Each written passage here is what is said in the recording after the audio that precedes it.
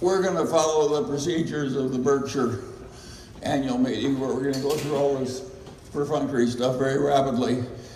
And then, because many of you come from great distances and so on, and you're not really interested in Daily Journal Company, you're cult members. Then we'll stay a long time because some of you have come a long way. I call the meeting to order. The meeting will... I'm Charlie Munger, chairman of the board, and here we have the other members of our board. Rick Guerin, raise your hands. You go. Jerry Salzman, Peter Kaufman, and Gary Wilcox. Then we have, Jerry has so many titles, you know, this is like a one-man show around here. Ellen Ireland, the Inspector of Elections. We have Ernst Miranda, Chris Crow, Michael Crookson, and Squat Milner. Squat, that's a good name.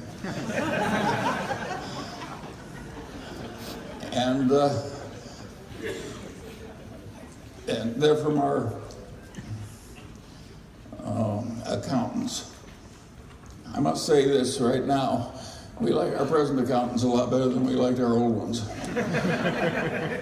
who made us late and then came up with excuses. That's not our system.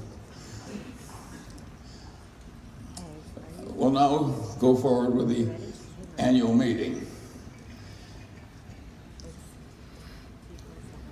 Jerry Salzman, assistant, well, I won't go through all his titles. He's been appointed secretary of the meeting, and Ellen Ireland is the inspector of elections. If you haven't given your proxies, please give them to somebody. Ellen, will you please report the number of shares present and so on?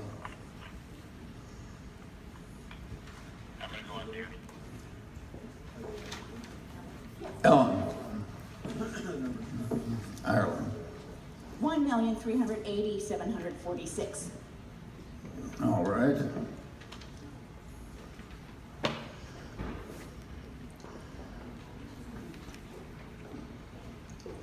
And somebody is going to give a report that it's all been mailed out as it should be? Oh, yes. All right. And how many shares are here, or at least do we have a majority? Yes, we have a majority. Okay, we'll go on to the next one. I instruct Mr. Salzman to attach the affidavit showing that everything's been properly done to the minutes of the meeting, and we have enough shares here. And has everybody been elected as the proposed in the proxy statement?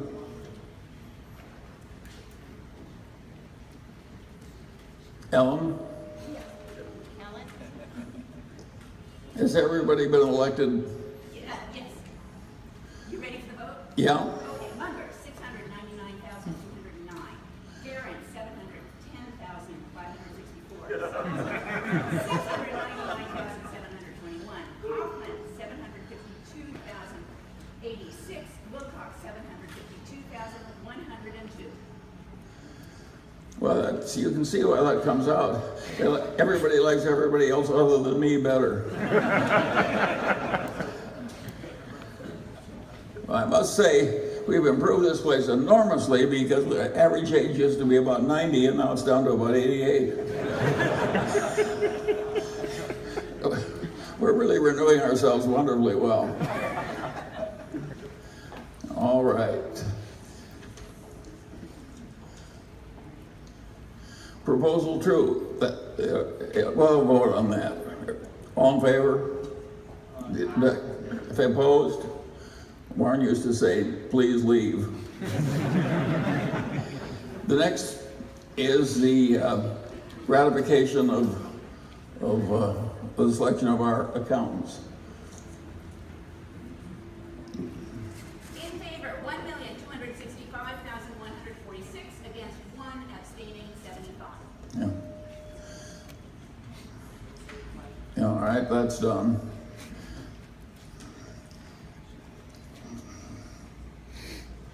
And the next item is, what's all that? Advisory vote to approve the company's executive compensation.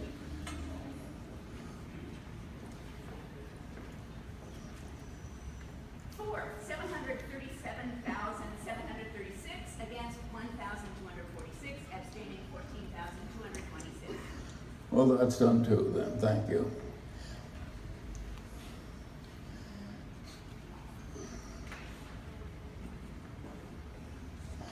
That was the advisory vote, wasn't it?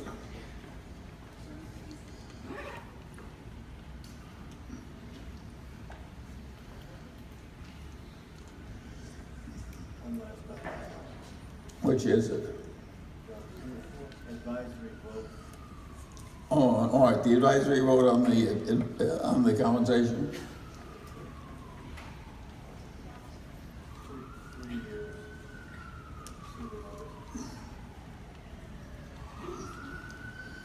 Which number is it? Number 4, all right. That's that one on executive compensation. Okay, 1 year, 1,542. 2 years, 7,392. 3 years, 397,286. Abstaining 346,883. Yeah. A lot of these reforms, every corporation in America goes through that stuff.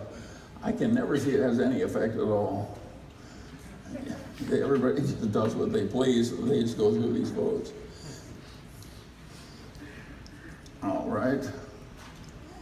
The inspectors of election have done that.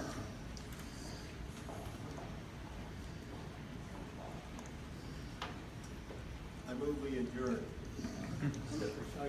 All right, now we're through and into. Well, I usually talk a little bit before we take the questions. And the essence of what's going on here, of course, is that we have a corporation that was in a branch of the newspaper business. And our branch of the newspaper business, like most newspaper businesses, has gone to hell compared to what it was in its peak years. And almost every other newspaper business is going to hell with no pardon, they're just disappearing. And what we have is this computer software business where we're serving the same customers to some extent, except now they're all over the country, and even some of them outside the country. With this, we were selling software to all these courts and public agencies, whereas before we were giving information to lawyers and other people and publishing public notices.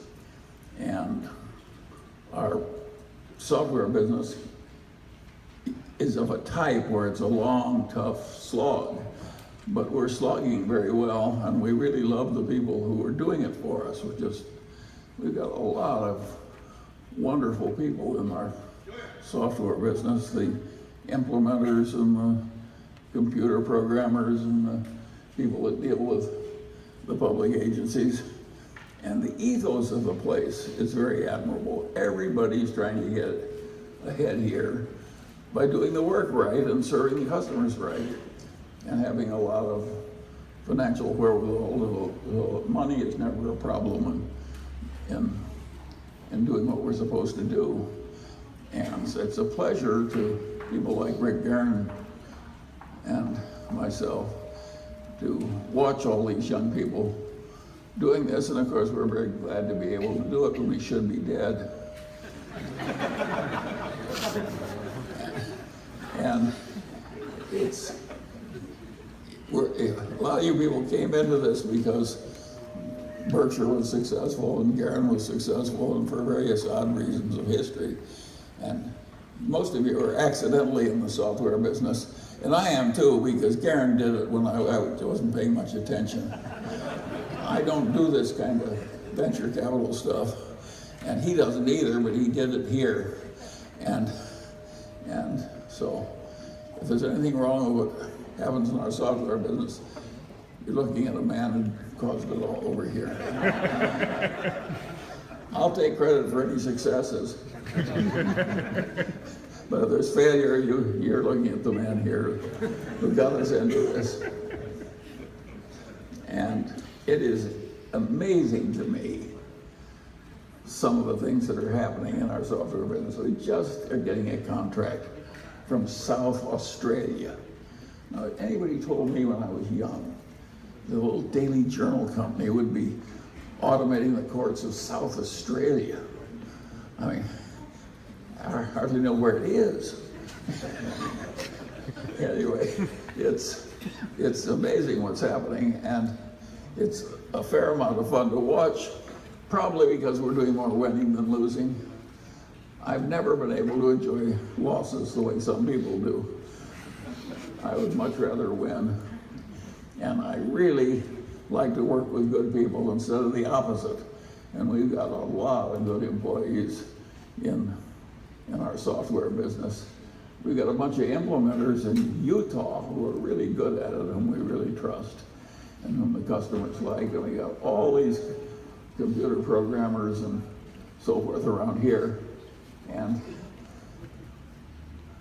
a game of service like that, when it's complicated, what you have to do is minimize your glitches and crawl out of them very rapidly in a way where the customers trust you. And our people are good at that, and they get better and better, and they're trying to get ahead by being good at the service, not by hiring some politician as a consultant. Yeah, some of our competitors do that kind of stuff, but we're trying to slog our way up by doing the work right. When I was a lawyer, there was a saying I always used: the best business getter any lawyer ever has is the work that's already on his desk. And that's the basic ethos of our software business. If we just keep doing it right, I don't think we have to worry about the future. Not that we won't have our down drafts and our failures, but we are actually grinding ahead slowly in that software business. And it's very interesting because Garen and I know practically nothing about it, and Jerry didn't come up as a software engineer, so we're basically doing something that's quite difficult. We're judging people because we don't understand what the people do. I mean, we didn't like we had, and that's what Andrew Carnegie did. Of course, he didn't know anything about making steel, but he knew a lot about judging whether the people he was trusting were good at making steel. And of course, that's what Berkshire's done, if you stop to think about it. We have a lot of businesses in Berkshire that neither Warren or I could contribute much to, but we've been pretty good at judging which people are capable of running those businesses. But this is pretty extreme here. A little daily journal company going into the computer software business. And it's a long, slow kind of business. RFPs. The first time we contact a customer until we start making money, maybe 5 years. So it's like deciding you'll start prospecting for oil in Borneo or something. And you just keep doing that over and over again. And of course, the money goes out, and the effort goes out, and it starts coming in 5 years from now. I love that kind of stuff. Not when I think we're taking territory. It doesn't look good when we write it off and we don't report wonderful numbers or anything. But if it makes sense in the long term, we just don't give a damn what it looks like over the short term. And we know we've collected a bunch of shareholders that share our ideas. After all, we're running a cult, not a normal company. and I think most of you feel you're willing to wait. I live all my life with people who are into deferred gratification. In fact, most of them will never have any fun. They'll just defer gratification all the way to the end. That's what we do. And it does cause you to get rich. So we're going to have a lot of rich dead people. But, you know, we can excite a lot of envy. A lot of you, when the people walk by your grave and there'll be this nice grave with this nice monument, they'll say, God, what a great grave. I wish I were on grave. But at any rate, deferred gratification really does work if what you're interested in doing is running a business that gets better or getting wealthy yourself so that your grave can look nice to outsiders. And, you know, I don't know. Garrett and I have never taken any money out of this company in all these years. We don't take salaries, we don't take director's fees. We're a peculiar example. I wish our example spread more, because I think if you're wealthy and own a big share of a company, and you get to decide what it does and whether it liquidates or whether it keeps going, that's a nice position to be in. And maybe you shouldn't try and grab all the money in addition. And that's my theory of executive compensation, I think. And some of the old-fashioned guys, like Carnegie, never took any salary to speak of. Cornelius Vanderbilt didn't take any. Cornelius Vanderbilt, of course, he owned the whole place, practically. And he would have considered it beneath him. He lived on the dividends like the shareholders did. And so there's a lot of that those old-fashioned ideas here in the Daily Journal Company. I'll first take a bunch of questions about the Daily Journal question, and after that we'll take questions on anything you want to talk about.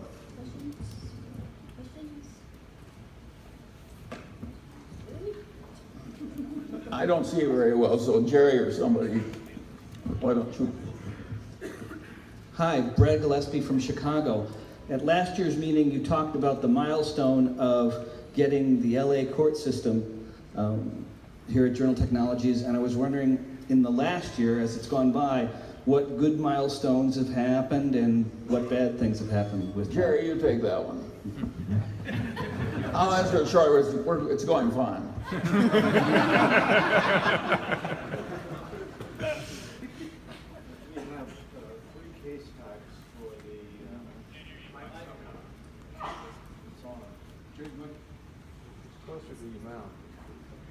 Closer to your mouth.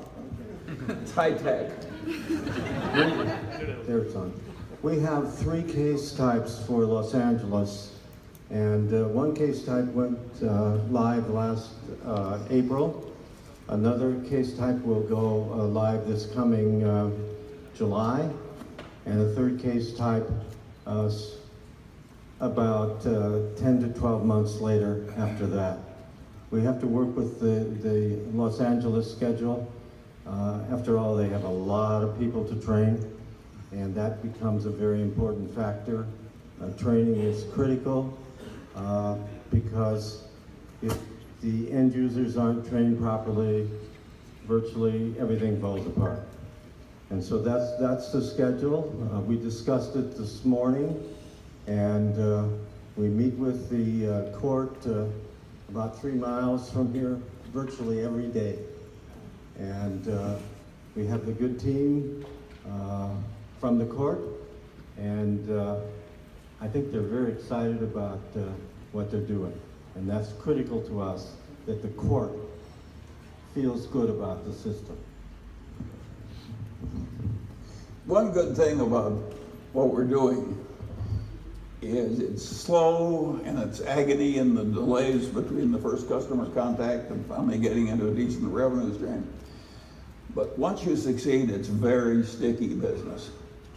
Very sticky business. So, and the fact that it's difficult to do means it's difficult for people to change much. And so if you go slog through all this tough territory we're slogging through,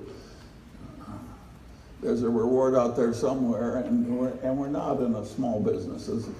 It has way more potential than the original print business we had, giving information about appellate cases to lawyers.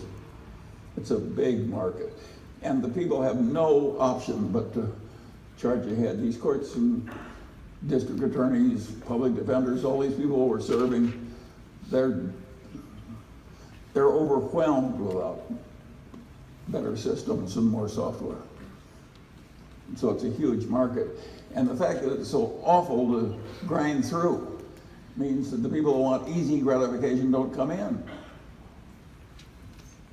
So if it seems slow and painful to you, we kind of like it that way.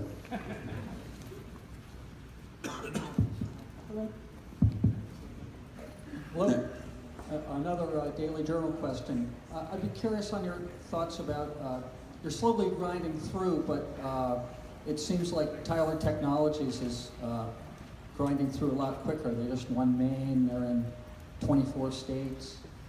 And so I was just wondering how you think your competitive position versus Tyler is doing. Well, Tyler is an extremely aggressive company, and they were bigger, faster, and so on. But I like our ethos of operation better than I like theirs. And if I were buying software, I'd rather buy ours than theirs. So our system is to keep fighting the game, and I wish all the customers I had in life were like Tyler.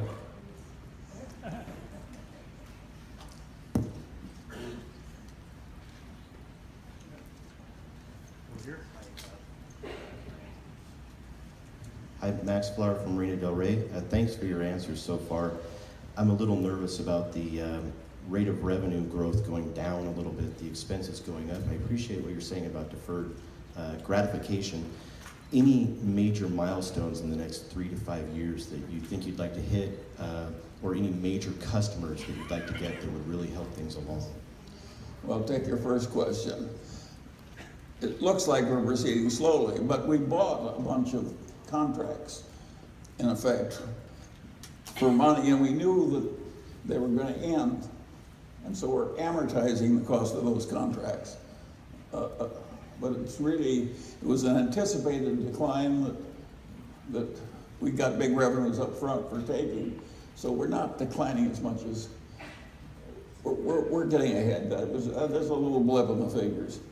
Now, the second half of the question was, Any major jumps or acquisitions you'd like to make, or customers you'd like to acquire? there aren't any. Every contract that's significant is a major jump. And the business is so big, there are whole states. I mean, this is a huge business, and everybody is just scrambling in the first parts of something that's going to grow bigger and bigger and last and last.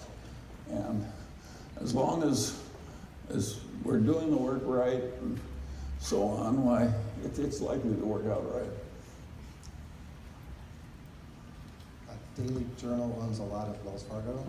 Can you comment? Well, of course, Wells Fargo had a glitch. The truth of the matter is they made a business judgment that was wrong. They got so caught up in cross-selling and so forth and having tough incentive systems that they got the incentive systems so aggressive that some people reacted badly and did things they shouldn't, and then they used some misjudgment in reacting to the trouble they got in. I don't think anything's fundamentally wrong for the long pole with Wells Fargo. They made a mistake, and it was an easy mistake to make.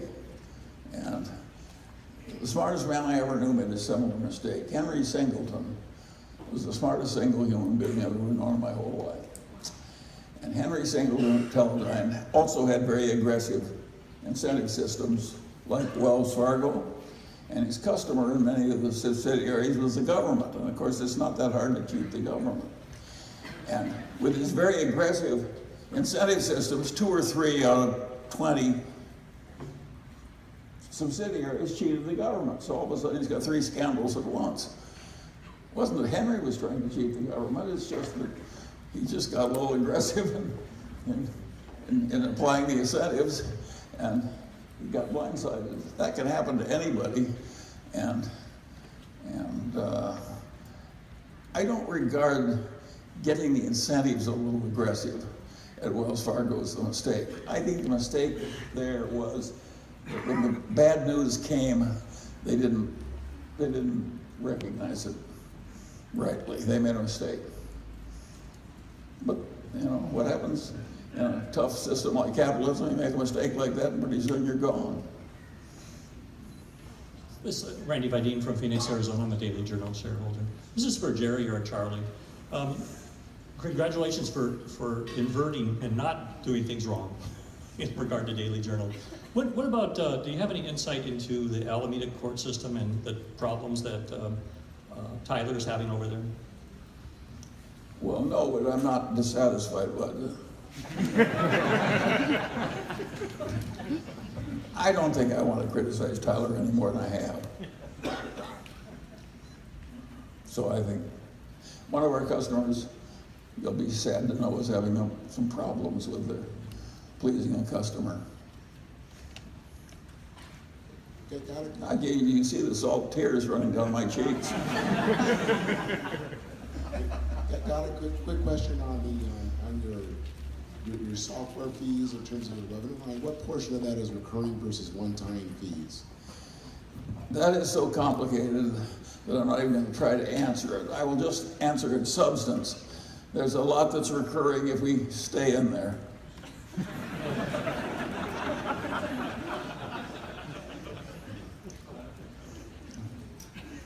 You can't look at our financial statements and make very good judgments about what's going to happen. It's the nature of our game that it's confusing. It confuses us a little bit. So we're not holding back on purpose. It's a very complex, confusing system when you got all these RFPs, and it's very complicated. Any other questions about the business? So you purchased the building in Logan, which I believe is used exclusively in the Journal Technologies, but in the accounting it's under the traditional business. I'm wondering why in the segment. Jerry, I gave you that one. He says, why is Logan somehow in the traditional business? It shouldn't be. He has the theory. The Daily Journal purchased the building, and they own the building, and Journal Technologies pays rent to the parent company for that, and the amount of rent is not what we would consider material from that perspective. And because it's owned by the Daily Journal, that's how we originally classified it. No real significant reasons. All the expenses are on the Daily Journal's, or on the Journal Technologies books. That's some quirk of accounting. It doesn't really matter.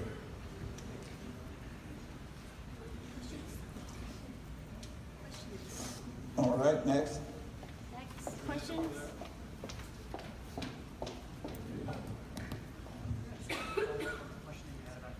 Question on incentives. You were explaining at Wells Fargo that you might have been a little too aggressive, but you don't have a problem with aggressive incentives. Can you expand on that a little? Well, how do you know they're aggressive until you try?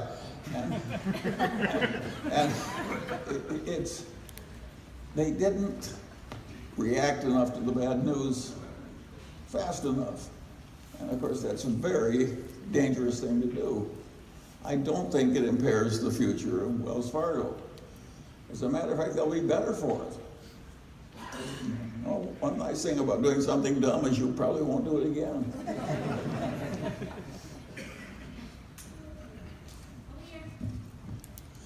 So this isn't a Daily Journal question, but my question comes from the perspective of someone early in their career who is trying to figure out which of several paths to pursue.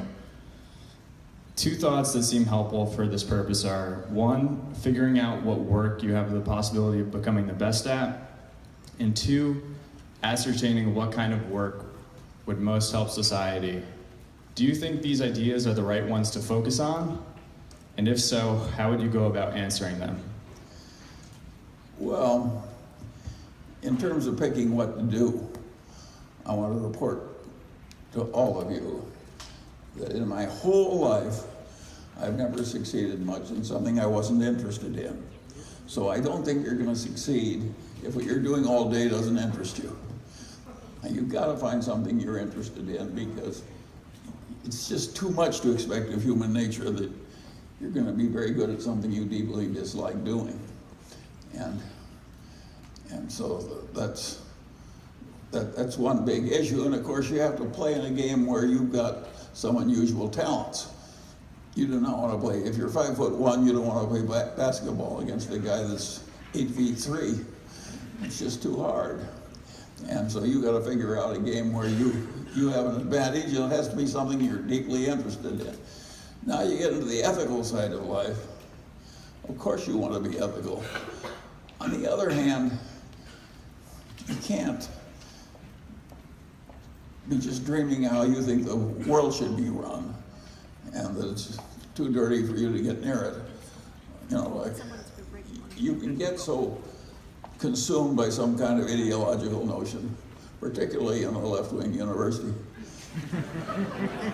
that it's like you think you're handling ethics and what you're doing is not working, and watching the world go by, and maybe smoking a little pot to boot. And this is not the Munger system. My hero is Maimonides, and all that philosophy, all that writing, he did after working 10 or 12 hours a day as a practicing physician all his life. He believed in the engaged life. And so I recommend the engaged life. You spend all your time thinking about, you know, what some politician wants this way or that way, and you're sure you know right. You're on the wrong track. You want to do something every day where you're coping with the reality. You want to be more like Maimonides and less like Bernie Sanders.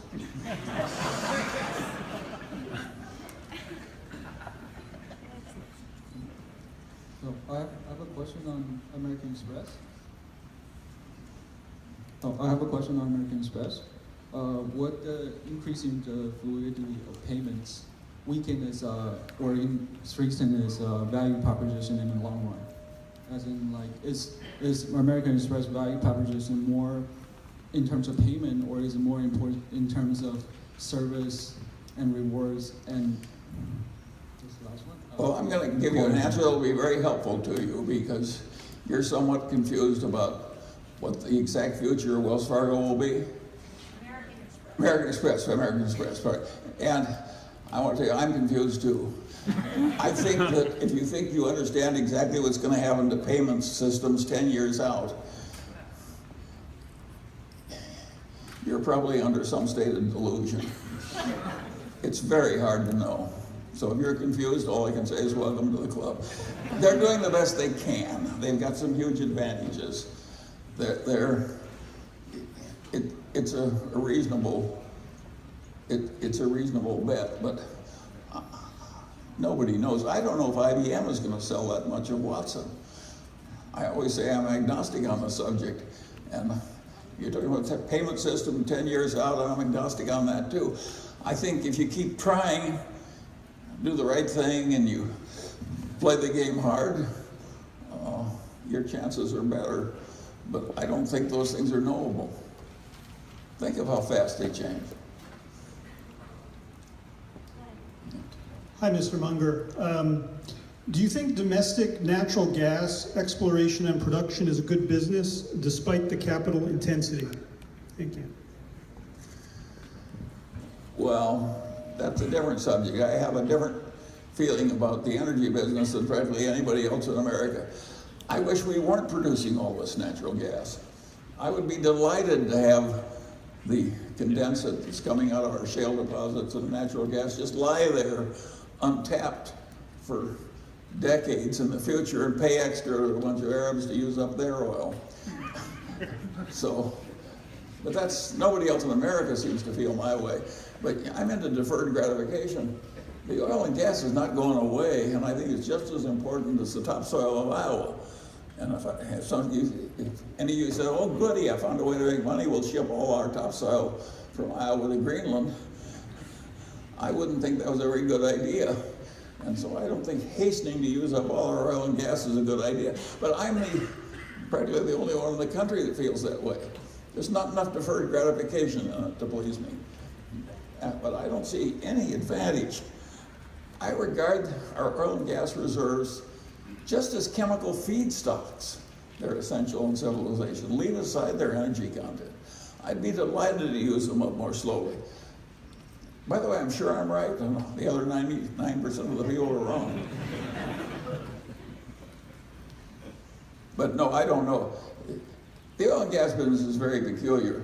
The people who succeed in most other businesses are doing way more physical volume than they did in the past. But a place like Exxon, you know, the physical volume goes by 2/3. It's just that the price of oil goes up faster than the physical volume goes down. That is a very peculiar way to make money. And it may well continue, but it's confusing. We're not used to it. Mr. Munger? Yeah.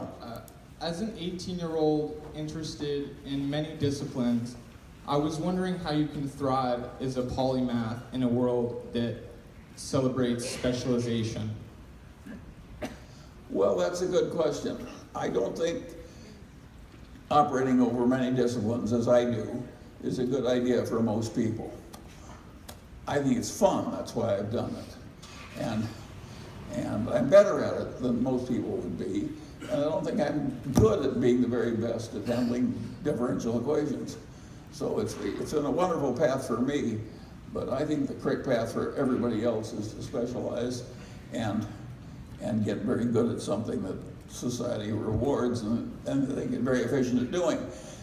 But even if you do that, I think you should spend 10 or 20% of your time into trying to know all the big ideas in all the other disciplines.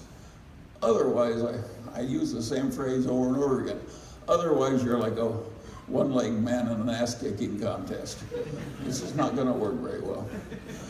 You have to know the big ideas in all the disciplines to be safe if you have a life lived outside a cave. But no, I think you don't want to neglect your business as a dentist to think great thoughts about Proust.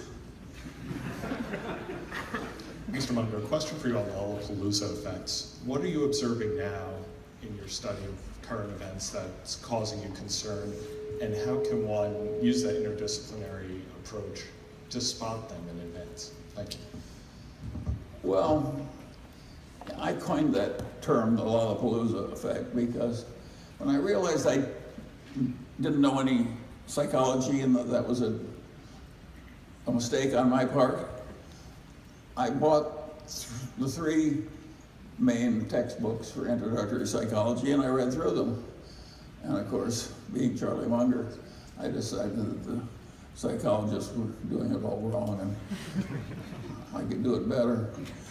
And one of the ideas I came up with, which wasn't in any of the books, was that the Lollapalooza effects came when 3 or 4 of these tendencies were operating at once in the same situation. I could see that it wasn't linear. You got Lollapalooza effects, but the psychology people couldn't do experiments that were 4 or 5 things were happening at once because it got too complicated for them, and they couldn't publish. So they were ignoring the most important thing in their own profession. And of course, the other thing that was important was to synthesize psychology with all else. The trouble with the psychology profession is they don't know anything about all else. And you can't synthesize one thing you know with something you don't if you don't know the other thing.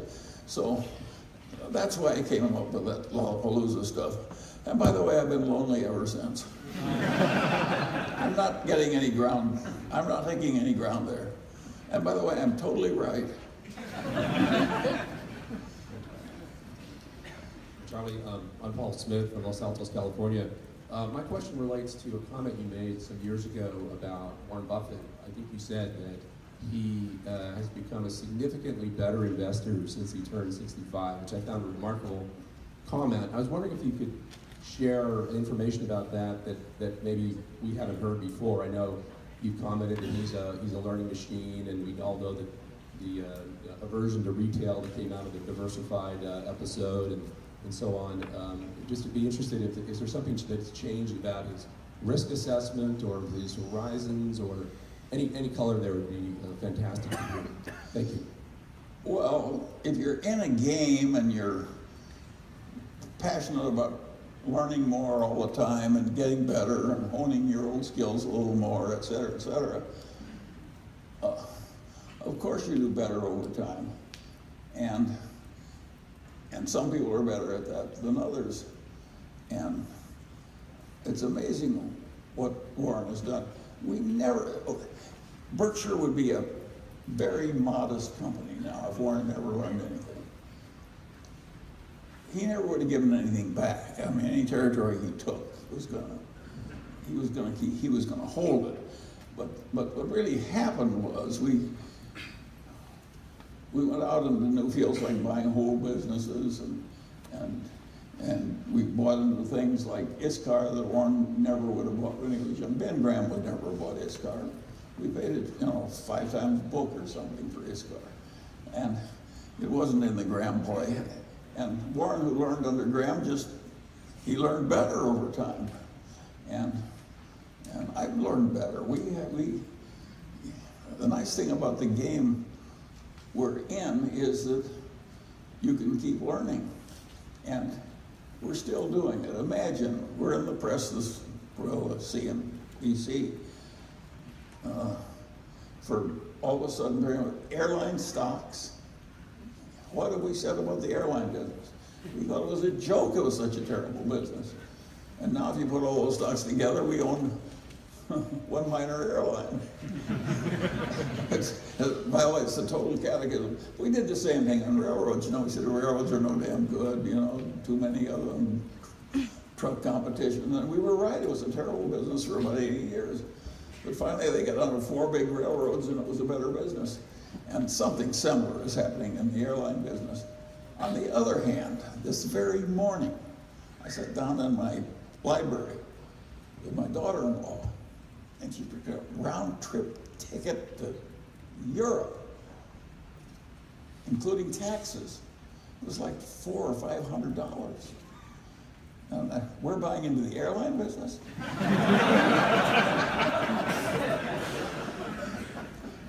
Now, it may work out to be a good idea for the same reason that our railroad business turned out to be a good idea. But there's some chance that it might not. In the old days, I frequently talk to Warren about the old days, and for years and years and years, what we did was shoot fish in a barrel. But it was so easy that we didn't want to shoot at the fish while they were moving. So we waited until they slowed down, and then we shot at them with a shotgun. And it was just that easy. And it's gotten harder and harder and harder. And now we get little edges before we had total cinches. And it isn't any less interesting. And we do not make the same returns we made when we could run around and pick this low-hanging fruit off trees that offered a lot of it. So now we go into things. We bought the Exxon position. You know why Warren bought Exxon? As a cash substitute. He would never have done that in the old days. We had a lot of cash and we thought Exxon was better than cash over the short term. That's a different kind of thinking from the way Warren came up. He's changed. And I think he's changed when he buys airlines, and he's changed when he buys Apple. Think of the hooting we've done over the years about high tech. We just don't understand it. It's not our competency. The worst business in the world is airlines. And what do we appear in the press with? Apple and a bunch of airlines. I don't think we've gone crazy. I think the answer is we're adapting reasonably to a business that's gotten very much more difficult. And I don't think we have a cinch in either of those positions. I think we have the odds a little bit in our favor. And if that's the best advantage we can get, we'll just have to live on the advantage we can get. I used to say you have to marry the best person that will have you. And I'm afraid that's a rule of life, and you have to get by in life with the best advantage you can get. And things have gotten so difficult in the investment world that we have to be satisfied with the type of advantage that we didn't used to get. On the other hand, the thing that caused it to be so difficult was we got so enormously rich. And that's not a bad trade-off. Mr. Munger, at last year's meeting you said Donald Trump was not morally qualified to be president, and now that he is president, do you still agree with that, or do you think he's qualified in any capacity? Well, I've gotten more mellow.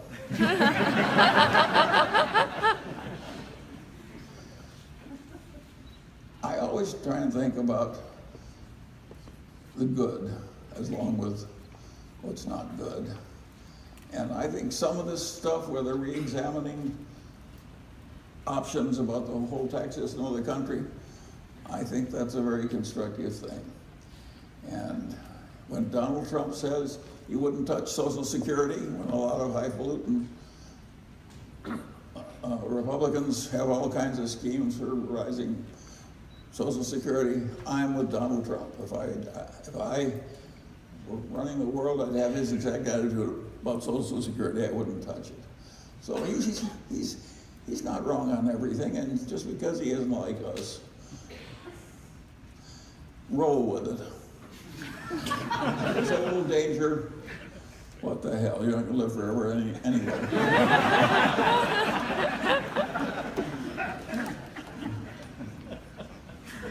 Hi, Charlie. I was wondering what was the most meaningful thing that you did with your life?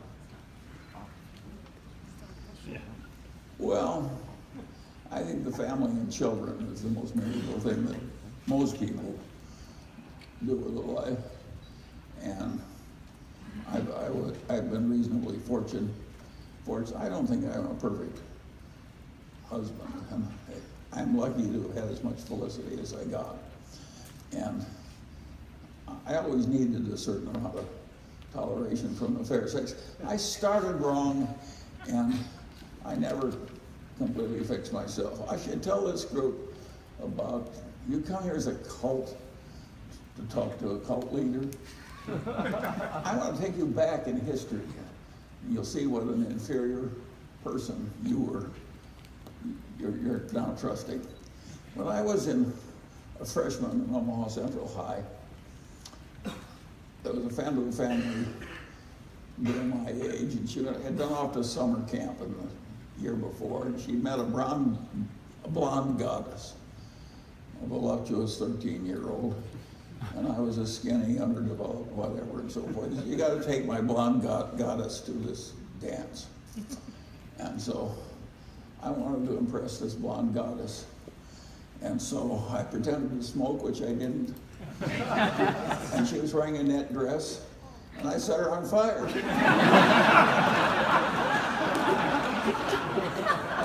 But I was quick-witted, and I threw Coca-Cola all over her. At due time, the fire was out, and that's the last I saw of the blonde goddess. And then I said, well, I got to make more time with the girls. And I wanted to get a letter in Omaha Central High. Of course, I was no good at any sport. So I went down to the rifle range and learned they gave letters in rifle shooting. And I was so skinny that I could shoot 100 every time in the sitting position by sitting cross-legged and putting one elbow on each foot. Try it, you'll break your neck. But I could shoot 100 every time, so I was a good rifle shooter. They gave me a letter. But I was so skinny and short and underdeveloped that it went from one armpit to the other. And I walked down the hallway trying to impress the girls, and they would turn their head. But what they said was, how did a little skinny, unattractive little run like that get a letter? And then I had another experience. There was a girl who had a name I still remember, Zibby Brewington. She was a senior, and a very popular senior. And I was a nerd sophomore. And somehow she agreed to go with me to a party in one of the outbuildings of the Omaha Country Club. Perhaps because she liked one of my friends who was a big strapping fellow. And so I took Zibby for this party. in my 1934 Ford, and it sleeted and got rainy and so forth. I managed to stick the Ford in the mud, and I couldn't get out of it. Zibby and I had to walk for several miles through sleet and mud. That was the last I ever saw of Zibby. And then my car stayed in the mud, and I neglected to put in antifreeze, and the temperature went way down suddenly, and the block broke. And of course, it was too expensive to fix the car. I lost my car, and my father wouldn't buy a new one because he said, "Why should I buy a new car for a guy who's dumb enough not to put antifreeze in?" And this is the person you're coming for miles to see. And so I didn't get a new car. And my life was just one long litany of mistakes and failure. And it went on and on and on. And politics, I ran to be the president of the DSIC in grade school, the Dundee School Improvement Association. I had the most popular boy in the school as my campaign manager. I came in second by miles. I was a total failure in politics. There's hardly anything I succeeded at. Now, I tell you all this because I know a nerd when I see one, and there are a lot of nerds here. People tell stories like mine, and I want you to feel it's not hopeless. Just keep trying. Hello, Mr. Munger. Oh, yeah. Garen wants me to repeat the story of Max Planck. And according to this story, Max Planck, when he won the Nobel Prize, was invited to run around Germany giving lectures. And a chauffeur drove him. And after he'd given the lecture about 20 times, the chauffeur had memorized it. And he said, "You know," says, "Professor Planck, it's so boring. Why don't you just sit in the audience and I, the chauffeur, will give your talk." And so the chauffeur got up and gave Max Planck's talk on physics, and some professor stood up and asked some terrible question. And the chauffeur said, "Well," he says, "I'm surprised that in an advanced city like Munich, people are asking elementary questions like that." He says, "I'm going to ask my chauffeur to answer that one."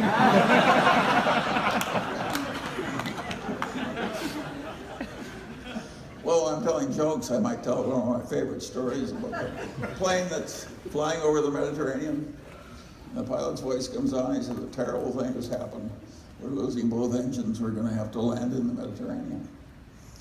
And he says, "The plane will stay afloat for a very short time, and we'll be able to open the door just long enough so that everybody can get out. And we have to do this in an orderly fashion." He says, "Everybody who can swim, go to the right wing and just stand there. And everybody who can't swim, go to the left wing and just stand there." And he says, "Those of you on the right wing, you'll find a little island in the direction of the sun. It's 2 miles off. And as the plane goes under, just swim over to the island, you'll be fine. And for those of you on the left wing," he says, "I want to thank you for flying Air Italia."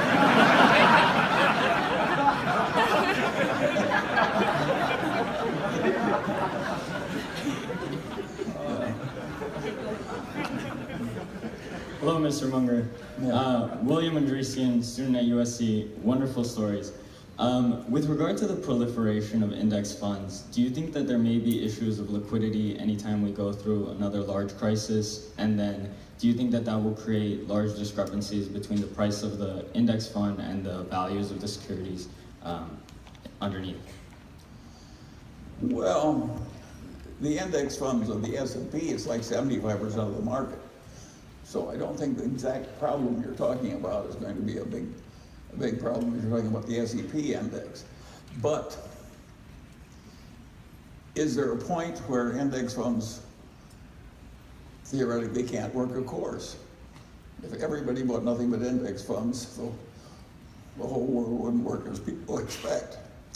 There's also the problem, one of the reasons you buy a big index, like the S&P, is because if you buy a small index and it gets popular, it's a self-defeating situation.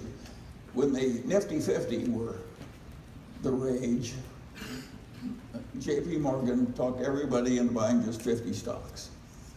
And they didn't care what the price was, they just bought those 50 stocks. And of course, in due time, their own buying forced those 50 stocks up to 60 times earnings, whereupon it broke and everything went down by about 2/3 quite fast. In other words, if you get too much faddishness in one sector or in one narrow index, of course you can get catastrophic changes like they had with the Nifty 50 in that former era. I don't see that happening when the index is 3/4 of the whole market. The problem is the whole thing can't work perfectly forever, but it'll work for a long time. The indexes have caused just absolute agony among intelligent investment professionals because basically 95% of the people have almost no chance of beating it over time, and yet a lot of the people expect that if they have some money, they can hire somebody who will let them beat the indexes. And of course, the honest, sensible people know they're selling something they can't quite deliver, and that has to be agony. Most people handle that with denial. They think it'll be better next year, or they just don't want to think about it. And I understand that. I don't really think about my own death either. But it's a terrible problem, beating those indexes. And it's a problem that investment professionals didn't happen in the past. And what's happening, of course, is that the prices for managing really big sums of money are going down, down, down, 20 basis points and so on. The people who rose in investment management didn't do it by getting paid 20 basis points. But that's where we're going, I think, in terms of people who manage big portfolios of say, American equities in the equivalent of the S&P. So it's a huge, huge problem. And it makes your generation of money managers have way more difficulties and it causes a lot of worry and fretfulness. And I think the people who are worried and fretful are absolutely right. I would hate to manage $1 trillion in the big stocks and try and beat the indexes. I don't think I could do it. In fact, if you look at Berkshire, take out 100 decisions, which is like 2 a year. The success of Berkshire came from 2 decisions a year over 50 years. We're hardly great. We may have beaten the indexes, but we didn't do it by having big portfolios of securities and having subdivisions managing the drugs and subdivisions. And so, no, the indexes are a hell of a problem for you people. But you know, why shouldn't life be hard? It's what had to happen, what's happened now. If you take these people doing some of those early trading by computer algorithms that worked, then somebody else would come into the same thing with the same algorithm and play the same game, and of course the returns went down. Well, that's what's happening in the whole field, is the returns you're really going to get are being pushed down by the progress of the suns. Thank you, Mr. Munger. My name is Nick Henderson. I'm from Oakland, California. I have 2 questions for you. My first question is, what books or experience were the most formative to you in your early career? And the second question is, where and how do you tell your most ambitious grandchildren to look for business opportunities? To look for what? Business opportunities. I didn't get the last word. Business opportunities. Well, I don't spend any time telling my grandchildren what business opportunities to look for. You know, I don't have that much hope. I'm going to have trouble getting my grandchildren to work at all. Anyway, I don't think there is an easy way to handle a problem of doing better and better with finances. Obviously, if you're glued together and honorable and get up every morning and keep doing it and keep learning every day, and you are willing to go in for a lot of deferred gratification all your life, you're going to succeed. It may not be as much as you want, but you're going to succeed. And so the main thing is to just keep in there and be glued together and get rid of your stupidities as fast as you can, and avoid the bad people as much as you can, and you'll do reasonably well. But try teaching that to your grandchildren. I think the only way you got a chance is sort of by example. So if you want to improve your grandchildren, the best way is to fix yourself. Oh, books. You cultists send me so many books that I can scarcely walk into my own library. And so I'm reading so many now, because I never throw one away, I at least skim. And so I've gotten sort of like a kaleidoscope with the books. I just read this new book by Thorpe, the guy who beat the dealer in Las Vegas. And then he did computer algorithm trading. And I really liked the book. For one thing, the guy had a very good marriage, and he seemed grateful for it, and it was touching. For another, he's a very smart man. He was a mathematician using a high IQ to A, beat the dealer in Las Vegas and so forth, and then B, use these computer algorithms to do this massive trading. And I found it very interesting, and since some of you people are nerds, and maybe like a buried love story, I recommend Thorpe's new book. It's an interesting thing to do, to beat the dealer in Las Vegas. You know, they were wearing disguises and so on. And Peter Kaufman told me a story about somebody he knows. Did the same thing as Thorpe did, except he did it more extreme. He wore disguises and so forth. He won $4 million, I think, in the casinos. You know, and that was hard to do because the casinos don't like playing against people who might win. And then maybe it was 40 million, whatever it was. Then he went to the stock market, where he made $4 billion. Again, clever algorithms, and you know, these people are mathematically gifted, and they sifted. So it's still going on, and I don't think many of you are going to do it. There can't be many people who are mathematically gifted enough and manipulate statistics and everything else so well that they find little algorithms that will make them $4 billion. But there are a few, and so some of them started just like Thorpe. So Thorpe's book is interesting, and I recommend it to you. Hello, Mr. Munger. My name is Mithun. I am a student at the University of Pennsylvania in Philadelphia. Thank you for being such a great teacher. You have expressed your appreciation for the idea of filial piety, the Confucian idea. In this generation, how can we fulfill our filial duties? I didn't quite catch. How can we, so in my generation, I at least will be staying far away from my parents. So how can I fulfill my filial duties the best way as you see it? Filial? Oh, filial piety. Sorry. Well, of course, I like filial piety, you know. They worship old men, rich old men, and that is my kind of a system.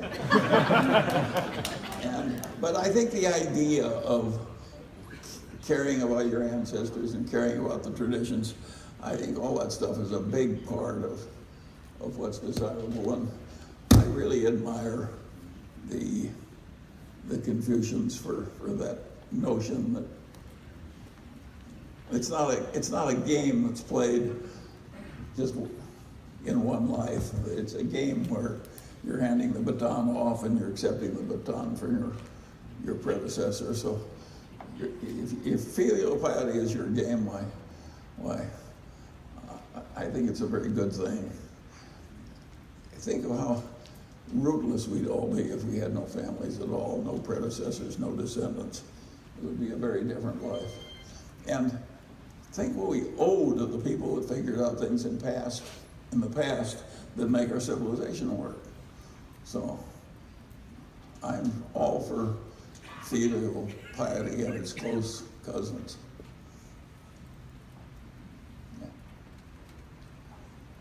Good morning, Mr. Munger. Jesse Coltis from New York. You said that any year in which you don't destroy one of your best loved ideas is a wasted year. It's well known that you helped coax Warren towards quality, which was a difficult transition for him. I was wondering if you could speak to the hardest idea that you've ever destroyed. Well, I've done so many dumb things that I'm very busy destroying bad ideas because I keep having them. And so it's hard for me to just single out one from such a multitude. But I actually like it when I destroy a bad idea because I think I'm on the right. I think it's my duty to destroy old ideas. I know so many people whose main problem of life is that the old ideas displace the entry of new ideas that are better. That is the absolute standard outcome in life. There's an old German folk saying that describes it. He says, we're too soon old and we're too late smart. That's everybody's problem. And the reason we're too late smart is the stupid ideas we already have, we can't get rid of. Now, it's a good thing that we have that problem. In marriage, that may be good for the stability of marriage, that we stick with our old ideas. But in most fields, you want to get rid of your old ideas. And it's a good habit. And it gives you a big advantage in the competitive game of life since other people are so very bad at it. What happens is, as you spout ideas out, what you're doing is you're pounding them in. And so you get these ideas and then you start agitating and saying them and so forth. And of course, the person you're really convincing is you who already have the ideas. You're just pounding them in harder and harder. One of the reasons I don't spend much time telling the world what I think about how the Federal Reserve System should behave and so forth is I know that I'm just pounding the ideas into my own head when I think I'm telling other people how to run things. So I think you have to have mental habits that I don't like it when the young people get violently convinced on every damn cause or something. I think they know everything. Some 17-year-old wants to tell the whole world what should be done about abortion or foreign policy in the Middle East or something. All he's doing when he or she spouts about what he deeply believes is pounding the ideas he already has in, which is a very dumb idea when you're just starting and have a lot to learn. So it's very important, that habit of getting rid of the dumb ideas. And one of the things I do is pat myself on the back every time I get rid of a dumb idea. And you can say, well, do you really reinforce your own good behavior? Yeah, you can. If other people won't praise you, you can praise yourself. I have a big system of patting myself on the back. Every time I get rid of a much beloved idea, I pat myself on the back, sometimes several times. And I recommend this same mental habit to all of you. The price we pay for being able to accept a new idea is just awesomely large. Indeed, a lot of people die because they can get a new idea through their head. Hello, Charlie. My name is Donovan Schaefer. I'm over here to your right. In the pink. All right. I used to work as a petroleum engineer, and from my experience of that, and I was kind of in it through a lot of the whole shale stuff that's happened, and my perception is that as an industry itself, it just continuously has gotten more and more complex and more technical, and that as the economy in general expands and you have more division of labor and specialization, it seems to me that it'll be very hard, like it could be a challenge for investors unless there is some more specialization or something. I guess my question is, as it gets more, do you think that capital allocators are going to need to become more specialized going forward? Well, you petroleum people, of course, have to get more specialized because the oil is harder to get and you have to learn new tricks to get it. And so you're totally right. Generally, specialization is the way to go for most people. It's just I'm an example of something different. It's awkward for me because, but I don't think, I don't want to encourage people to try to do it the way I did because I don't think it'll work for most people. I think the basic ideas of being rational and disciplined and deferring gratification, those will work. But if you want to get rich the way I did, by learning a little bit about a hell of a lot, I don't recommend it to others. Now I've got a story there that I tell. A young man comes to see Mozart. He says, I want to compose symphonies. And Mozart says, you're too young to compose symphonies. And he says, he's 20 years old. He says, but you were composing symphonies, you were 10 years old. And Mozart says, yeah. He says, but I wasn't running around asking other people how to do it. And I think there's some of that in it. I don't think I'm a good example to the young. I don't want to encourage people to follow my particular path. I like all the general precepts, but I would not, if you're a proctologist, and I want a proctologist, I do not want a proctologist that knows Schopenhauer or astrophysics.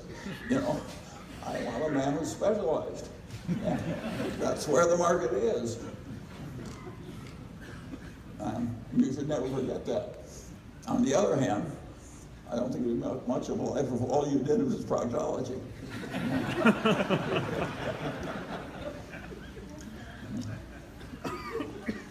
Hi, Bill Chen from New York City. This question is for Charlie.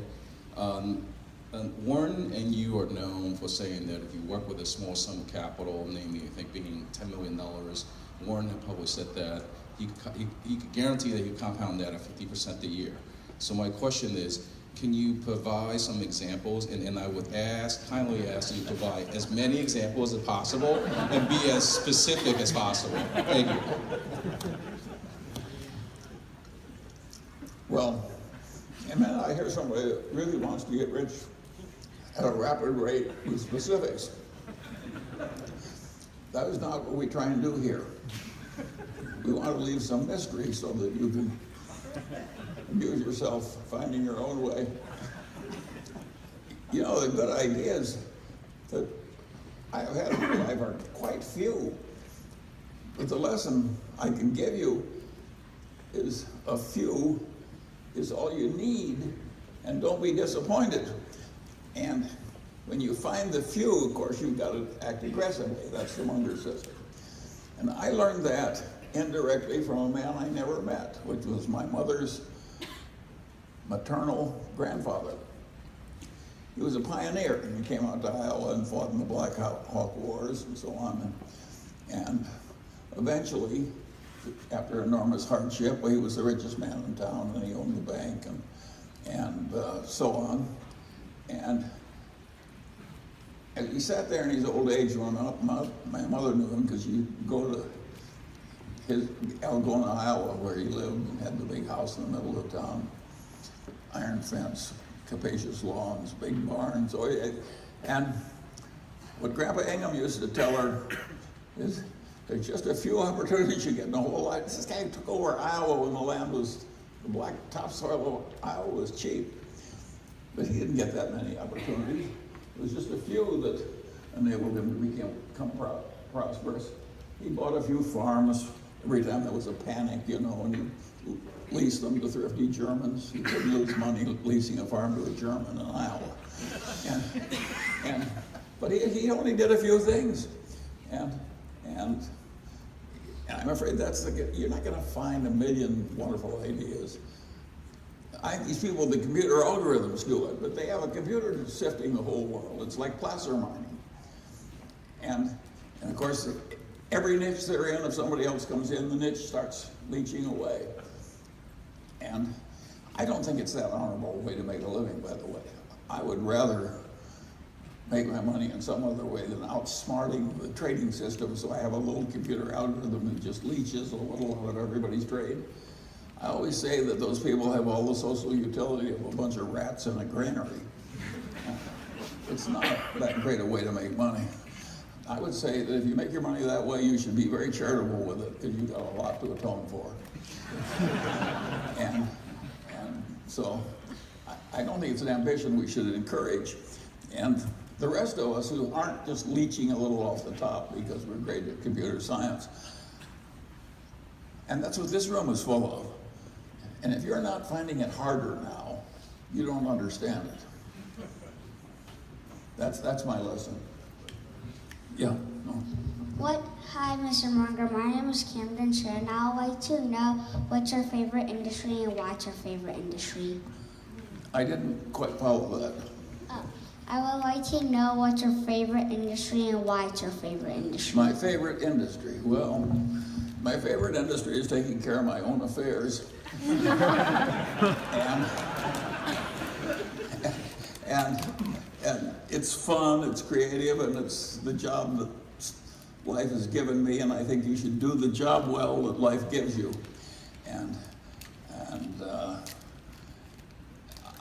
A lot of the places where the industry is doing a great job for the world, it's very hard to make money out of it because these wild enthusiasms come into it. So I don't have a favorite industry. Charlie, a few years ago you were bang on in identifying the monkey business at Valiant. Is there any current monkey business in corporate America that worries you? Well, the answer is yes, but not as extreme as Valiant. That was really something. That was really something. I probably shouldn't have done that. But you people come so far, and since you're cult members, you like being here, and I feel an obligation to tell you something sort of interesting, and I just strayed into Valiant that year. And it was really pretty disgusting. The interesting thing is how many high-grade people that took in. It really, and it was too good to be true. It was a lot wrong with Valiant. And it was so aggressive. And it was drugs people needed. It was just, take the difference between Valiant and the Daily Journal Company. When the foreclosure boom came, we had 80% of the foreclosure business in our area. Well, it's a big area, Southern California, and Northern California too. It would have been very easy for us to raise the prices and make, I don't know, 15 million more or something like that. All these people were losing their houses. A lot of them perfectly decent people. The idea that right in the middle of that we'd just make all the money we could, which some of our competitors did, by the way, we just didn't do it. I don't think capitalism requires that you make all the money that you can.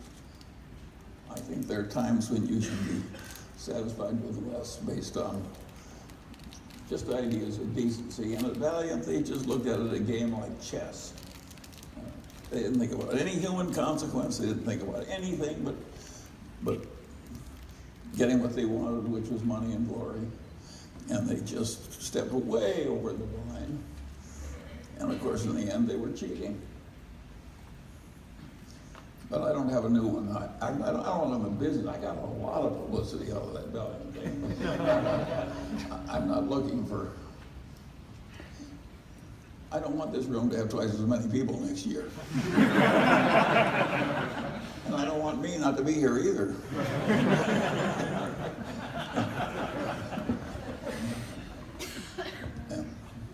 Mr. Munger, I'm Tim Medley. Thank you for your advice over the past 30 years. My question relates to a talk you gave to foundation financial officers in 1998 here in California.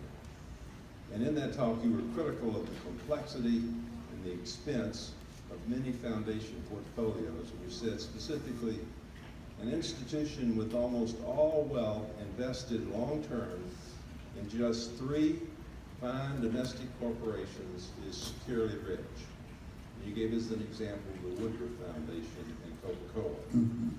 So if you had a foundation today with, let's say, $1 billion, would you be comfortable with it being invested in just 3 stocks? Well, let's take the foundation. I'll change your question around so I want to answer it. Am I comfortable with a non-diversified portfolio?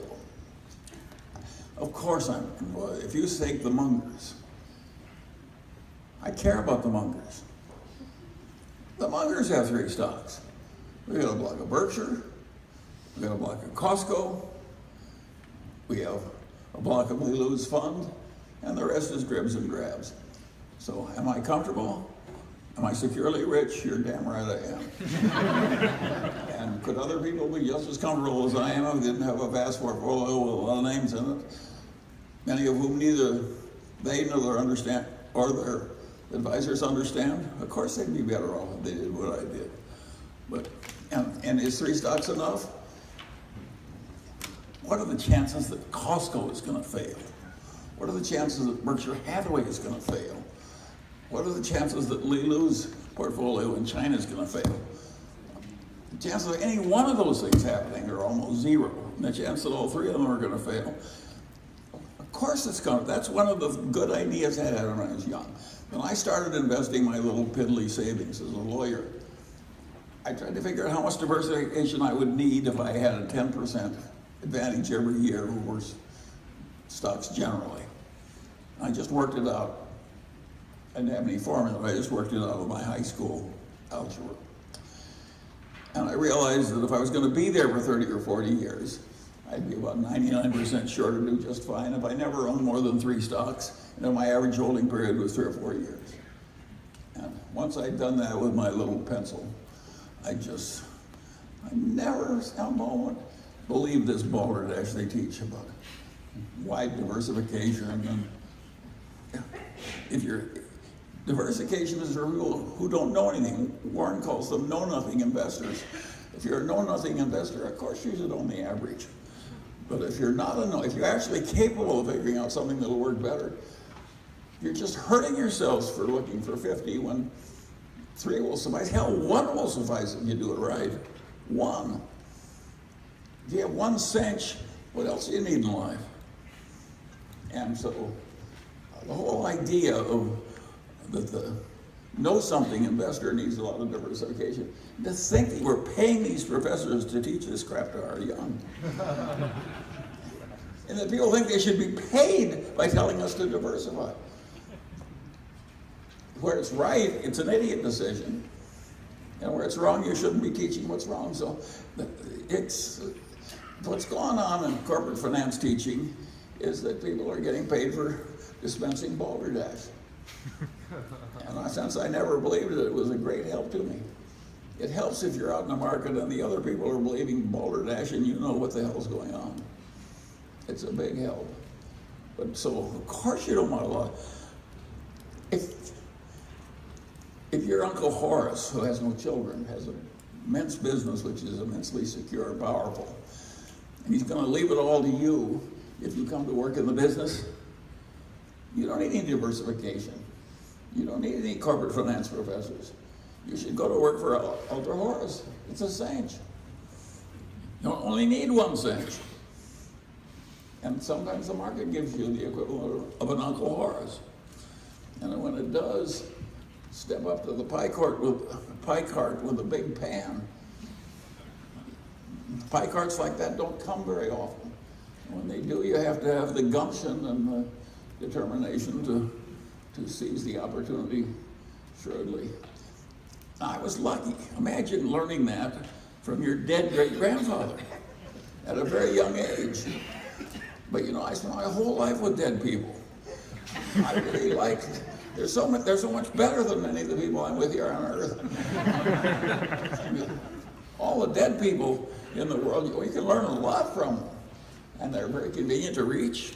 Reach out a book and so there's problems with transportation. And so I really recommend making friends among the eminent dead, which of course I did very early. That's been enormously helpful. Some of you wouldn't have helped me, but Adam Smith really did. Good morning, Mr. Munger, back here. Yeah. My question is about the Irish economy and Irish banking. I know that Berkshire Hathaway was a shareholder in Irish banks pre-2008, and I'm wondering if you could comment on how the Irish economy and Irish banking system proceeds with the UK not being part of the European Union going forward. Well, that of course was a mistake. And it was a mistake that we shouldn't have made, because both Warren and I know that you can't really trust the figures put out by the banking industry. And the people who run banks are subject to enormous temptations that lead them astray, because it's easy to make a bank report more earnings by a thing that any idiot could do, which is make it a little more gamey. And of course that's dangerous, and yet the temptations are very great. So we shouldn't have made that mistake, but we did.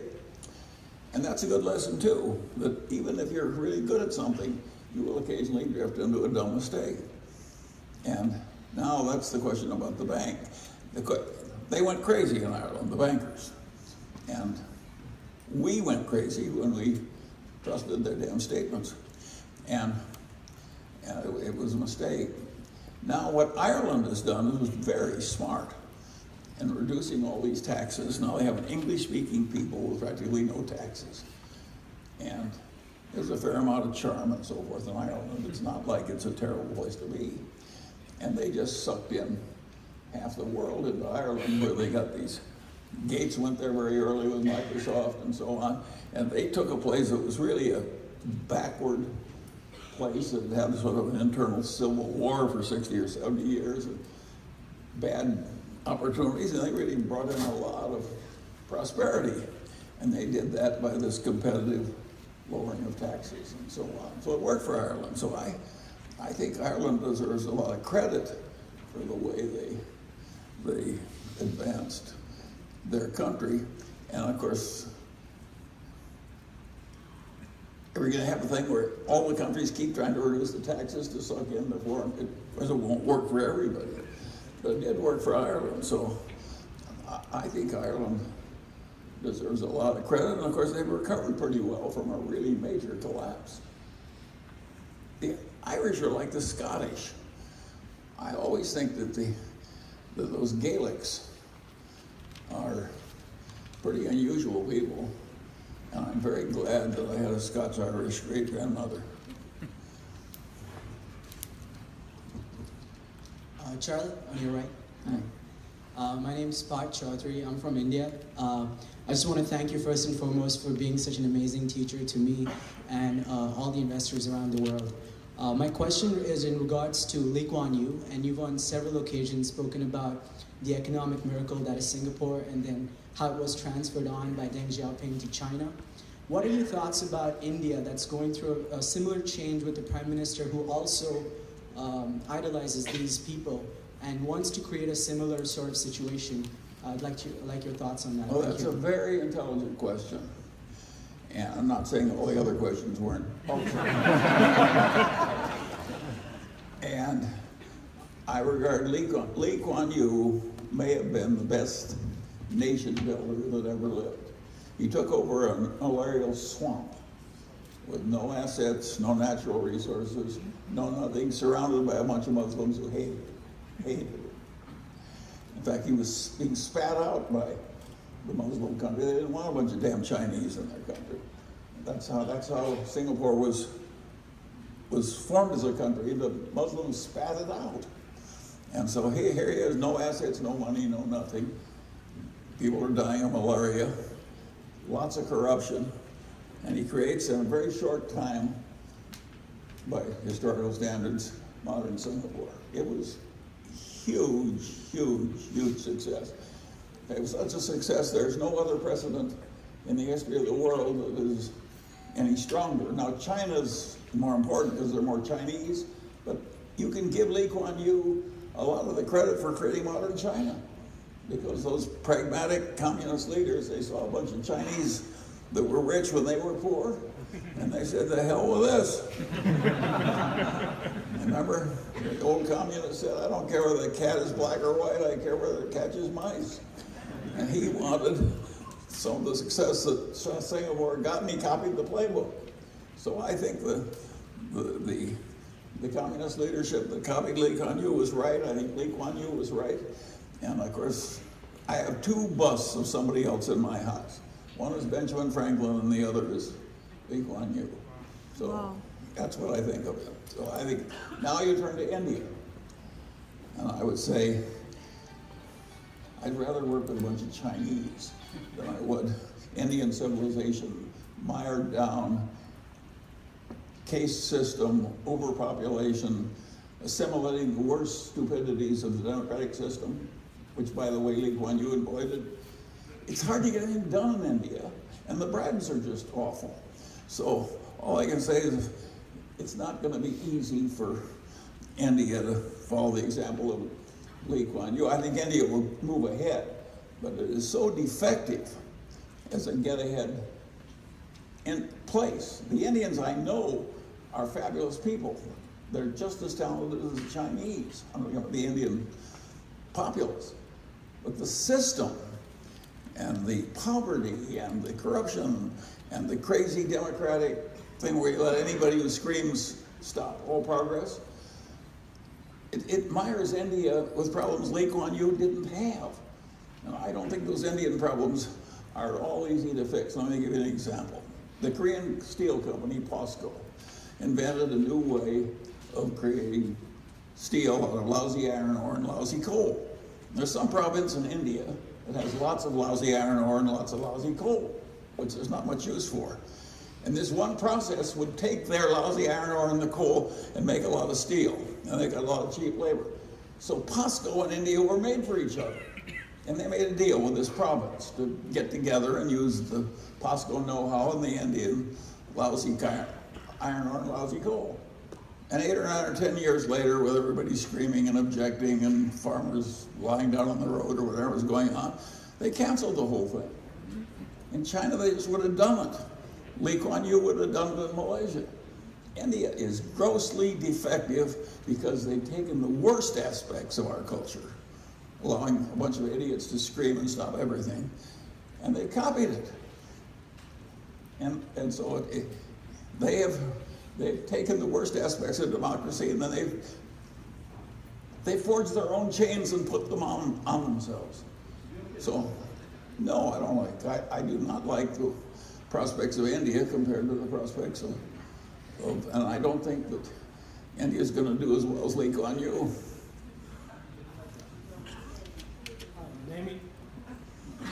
Hi, my name is Dom, and I'd like to ask a question about the four-letter loss. In '73, your investment firm with Mr. Wheeler lost over 30%, and again in '74. So that's over half in 2 years. So what happened? And have you been doing differently since then? Well, somebody restate that for me, because I don't hear as well as I used to. So what happened in '73 and '74 when your investment firm lost over half? Oh, that's very simple. That is very easy, and that's a good lesson. That's a good question. What happened is the value of my partnership, where I was running, went down by 50% in 1 year. And now the market went down 40% or something. It was a once in 30-year recession. I mean, monopoly newspapers were selling at 4 times earnings. At the bottom tick, I was down from the peak 50%. You're right about that. And that has happened to me 3 times in my Berkshire stock. So I regard it as a part of manhood that if you're going to be in this game for the long pull, which is the way to do it, you better be able to handle a 50% decline without fussing too much about it. And so my lesson to all of you is conduct your life so that you can handle a 50% decline with aplomb and grace. Don't try to avoid it. It will come. In fact, I would say if it doesn't come, you're not being aggressive enough. Good morning, Mr. Munger. Thank you for having us, and thank you for your office employees for tolerating many more people in here than normal. My question relates to your... I think it's their last chance. We hope not. My question relates to your paper on the biases of psychology of human misjudgment. You spoke about choosing great people earlier, and I'm curious, how do you evaluate, handle, and manage people knowing they might exhibit or suffer from biases you are not, and how have you and Mr. Buffett become such fine judges of character, not just someone's skills and abilities? Well, I think partly we look smart because we pick such wonderful people to be our partners and our associates, even our employees, and that's gone on right here. Jerry Sullivan is not normal. He looks normal, but he's a damn freak. Jerry does things across 2 or 3 disciplines that are almost beyond human, and he's always been that way. Well, he's just another Midwesterner. He has come out of the soil back there. And so we've been very lucky to have these wonderful people. And I wish, I'm not quite sure. I think one thing we've done that's helped us to get wonderful people, I always say the best way to get a good spouse is to deserve one. And the best way to get a good partner is to be a good partner yourself. And I think that Warren and I have both been good at that. But whatever the reason, we had these marvelous partners. And they make us look a lot better than we are. You wouldn't even be here if Jerry Sullivan weren't here. We did not have a number 2 choice to run the Daily Journal. And by the way, it happens to me all the time. We have an executive search or something, and the difference between number 1 and number 2 is like going off a cliff. And we need one, but there aren't 3 good ones to pick, but they're all good and one's a little better. Every executive search I have, it seems to me there's one guy that's fine and everybody else is a pygmy. And I think that's kind of a way of, I think good people are hard to find. And people like Warren and I have had wonderful people to work with all our lives and time after time. That's one of the reasons Warren says he tap dances too. Well, you tap too if you interface with people Warren faces with all day. They're wonderful people. And they win all the time instead of losing. Who doesn't like winning in good company? So yeah, if you can duplicate that, well, you've got a great future. I think we were a little lucky. And I don't know, I can't give you any luck.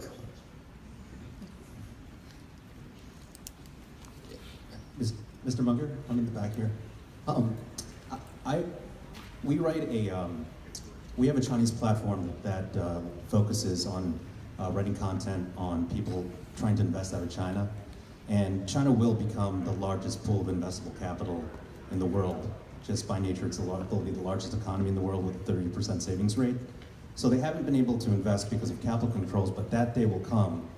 And since they're at least half a century behind in understanding about investing, what would be the sort of first thing that you would tell a Chinese person who wants to invest in the US? What should they do with their money when they're making their initial investment outside? Well, you've made an assumption I don't follow. If I were a Chinese person of vast intellect and talent, discipline, all the good qualities, I would invest in China, not the United States. I think the fruit is hanging lower there, and some of the companies are more entrenched. So I don't agree with your proposition. I think they have a tendency to think we were backward, therefore we should, when we get rich, we should go over and invest in America. I think it's always a mistake to look for pie in the sky when you got a big piece of pie right in your lap. So if I were at current prices, I think an intelligent person would do better investing in China. Yes, Mr. Munger, right here. First of all, thank you for being a great teacher. I have two questions. Earlier you said everyone should spend 10 to 20% on some big ideas. What are one or two big ideas that you are talking about? And then second question is, you have admired... I'm not going to tell you what to invest in. No, I'm not saying the big ideas. I don't mean investment. You said specialize, but then spend time working on some big ideas. Well, the big ideas, I think you should be intelligent in improving yourself. And you're way better to take on a really big, important idea that comes up all the time than some little tiny idea you may not face. So I always tried to grab the big ideas in every discipline. And because why piddle around with the little ones and ignore the big ones? So just all the big ideas in every discipline are just very, very, very useful. And frequently, the problem in front of you is solvable if you reach outside the discipline you're in, and the idea is just over the fence. But if you're trained to stay within the fence, you won't find it. And I've done that so much in my life, it's almost embarrassing. And it makes me seem arrogant, because I will frequently reach into the other fellow's discipline and come up with an idea that he misses. And when I was young, that caused me terrible problems. People hated me. And I probably shouldn't have been as brash as I was. And I probably shouldn't be as brash as I am now. You know, I haven't completed my self-improvement process. But it's so much fun to get the right idea a little outside your own profession. And so if you're capable of doing it, by all means learn to do it, even if you want to just learn it defensively. I do not observe professional boundaries. My doctor constantly writes, PSA test, prostate-specific antigen. I just cross it out. And he says, what the hell are you doing? Why are you doing this? And I said, well, I don't want to give you an opportunity to do something dumb. He says, if I've got an unfixable cancer that's going fast in my prostate, I'd like to find out 3 months in the future, not right now. And if I've got one that's growing slowly, I don't want to encourage some doctor to do something dumb and intervene with it. So I said, I just cross it out. Now, most people are not crossing out their doctor's prescriptions. But I think I know better. I don't know better about the complex treatments and so forth, but I know it's unwise for me to have a PSA test. So I cross it out. I'm always doing that kind of thing.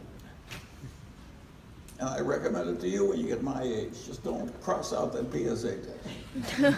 Now the women, I can't help.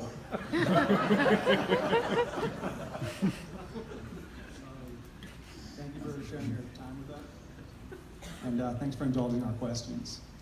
I want you to imagine you have the opportunity to invest with a couple money managers that you really like, and they offer you a couple different ways to invest in your strategy. So one way is through a limited partnership that would flow through the taxes, and the other way is through a corporation that would pay tax on the gains and the dividends. So basically, the corporation would serve no other function, though, other than paying taxes. So I think you'd be crazy to say that those two ways of investing are equally desirable. So my You're question certainly is, right about that. It's plumb crazy, and it's exactly the way people who buy Berkshire are investing. Yeah, so my Both question are is, correct. how It's would plumb you... crazy to have a big common stock portfolio in a corporation and pay taxes compared to investing in a partnership that doesn't. And that's just the way the Berkshire shareholders have invested. And they have made whatever it is, 25% a year since we were there. But you're right. It's not the logical way to do it. So my question is, if you had to decide to invest in Pool A or Pool B, how would you decide on what method would you use to figure out what discount would make you indifferent to whether you invest through the corporate tax paying structure? I think it is totally asinine to invest and a portfolio of common stocks through a corporation taxed under the Internal Revenue Code under subchapter C or something. Totally asinine. And at Berkshire, the public securities keep going down and down as a percentage of the total value, so it doesn't matter. We're getting to be sort of a normal corporation. But I don't think anybody in his right mind should invest through a corporation in a puddle of securities. The tax disadvantage is so horrible. So I wouldn't even consider it. In other words, and I regard it as a minor miracle that we were able to get where we did. So of course you'd invest in a partnership.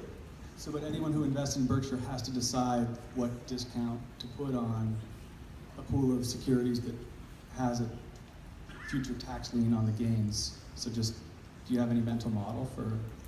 Yeah, my model is to avoid it. We don't want to invest in a pool of securities through somebody else's corporation. You're totally right, which you already knew, by the way. Mr. Munger, are you right? It is Sandra from China, and I wonder what's your new findings of China, which you see business opportunities or just think different? Because I remember you once said like there was a Chinese woman post a video online and it got 200 million viewers, and you think it's a new power of a new media. And also the second question is, after US election, the hedge fund manager Ray Dalio said the new administration could unleash the animal spirit, which could lead to a better US economy. Do you buy the theory? Thank you. Well, I'm not sure I understood that completely, but I'll do my best. What I like about China is they have some companies that are very strong and still selling at low prices. And the Chinese are formidable workers, and they make wonderful employees, and there's just a lot of strength in that system. And the Chinese government, it really tries to help its businesses. It does not behave like the government of India, which I don't think runs this country right at all. And so that's what I like about China. And of course, I have to admire taking 1.5 billion people in a state of poverty up that fast. That was never done in the history of the world. And I admire, go to China, all those bullet trains that go right to the heart of the city and all that. What they've done is just an incredible achievement. And they've done it not by borrowing money from Europe or the way we did when we came up. They have taken a poor nation with a lot of poverty, and what they did is save half their income when they were poor and drive their nation way up with a lot of deferred gratification. So it was unbelievably admirable and unbelievably effective. So I admire that part of the Chinese picture. Now the Chinese have one problem. The problem with the Chinese people is they like to gamble. And they actually believe in luck. Now that is stupid. You don't want to believe in his luck, you want to believe in odds. And China, there's some reason in the culture, too many people believe in luck and gamble. And that's a national defect. Hi. My name's Alex Manful, back straight back there. I work with Johnny Burfin in New York. I was curious if the world changes a lot during a lifetime. By the time I'm closer to your age, what do you think will not change about what makes a good, successful business? What will not change is it won't be that damn easy. There'll be lots of people will die that you love. You'll have close breaks where it goes against you. There's a lot of trouble that's sure to come. And at the end, you'll know that it's all over, and that's the game. It's a very funny game when you know when you start you have to lose. See, a dog doesn't have to do that. We know from the start we can't win. Somebody, Wag, said that the law of thermodynamics ought to be restated. You can't win, you must lose, and you can't get out of the game. And so we all face this ultimate difficulty. But once you've accepted the limitations, you've got the problem how to get through your allotted span reasonably well.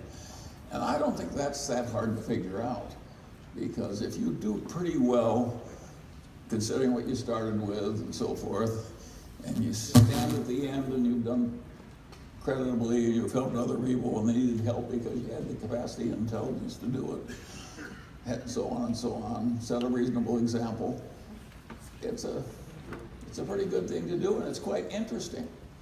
And the difficulties make it interesting. And something else happens that is really weird. We were talking about, in our directors meeting, preceded this meeting, you always get glitches to something as complicated as a new software program going into a big new area. And you suddenly have reverses and troubles and you're scrambling.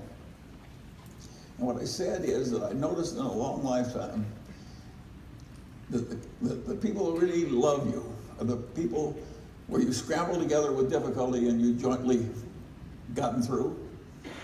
And at the end, those people love you more than somebody who's just shared an uneven prosperity through the whole thing. So this adversity that seems so awful when you're scrambling through it actually is it's the sinew of your success, your affection, every other damn thing. And if you didn't have the adversity, you wouldn't have the bonds, which are so useful in life, that are going to come from handling the adversity well. The idea that life is a series of adversities and each one is an opportunity to behave well instead of badly is a very, very good idea. And I certainly recommend it to everybody in the room. And it works so well in old age because you get so many adversities you can't fix. So you better have some technique for welcoming those adversities. Yeah. Hi, Charlie. My name is Share, right over here. You touched on how one should situate themselves in a way where they can deal with a 50% downturn in their portfolio. For an investor forming a partnership in today's competitive market, focus on concentrating in those few and rare wonderful opportunities. Do you believe that the 0.625 high watermark fee structure that the Buffett partnership popularized is the fairest structure for both limited partners and the manager themselves? And could you also touch upon what fee structure you employed during your partnership? Thank you. Well, I did copy the Buffett formula more or less, and I do think it's fair, and I think it's still fair. And looking at Moniz, who still uses it. You know, I think it is fair, and I wish it was more common. I basically don't like it, the business of scraping it off the top. If you're advising other people, you ought to be pretty rich pretty soon. Why would I take a lot of advice from somebody who couldn't himself get pretty rich pretty soon? And if you're pretty rich, why shouldn't you put your money alongside your investors and go up and down with them? And if it is a bad stretch, why should you scrape money off the top when they're going down and not? So I like the Buffett system. And I think it's but it's like so many things I like, it's not spreading very much. My net influence in the world, even Warren's, has been pretty small. Imagine how much copying we have in our executive compensation methods. It's about 3 examples. Yes, I think it's a fine system. Hello. You spoke earlier about natural gas and the shipping of natural gas and that activity, but yeah, I wouldn't do any. If I were running the world as a benign despot, I wouldn't be shipping any natural gas out of the United States. So to tap into that, you've been active in 2 states that are big into agriculture, Nebraska and California, produce. What are your thoughts on the ag industry, specifically tied to subsidies? All that stuff, I would think you'd agree, is outdated and maybe is threatening water resources, maybe just inefficient and based on past models. What's your thought on ag and Well, the interesting thing about agriculture is what's happened in my lifetime, which is the productivity of an acre of land has gone up about 300%. And if it weren't for that, there'd be a lot of starvation on Earth. So ag system is one of the most interesting things that has happened in the last 60 or 70 years.